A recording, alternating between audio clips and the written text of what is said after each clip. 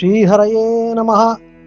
வையம் தகளியா வார்கடலே நெய்யாக வெய்ய கதிரோன் விளக்காக செய்ய சுடராழியான் அடிக்கே சூட்டினேன் சொல் மாலை இடராழி நீங்குகவே என்று.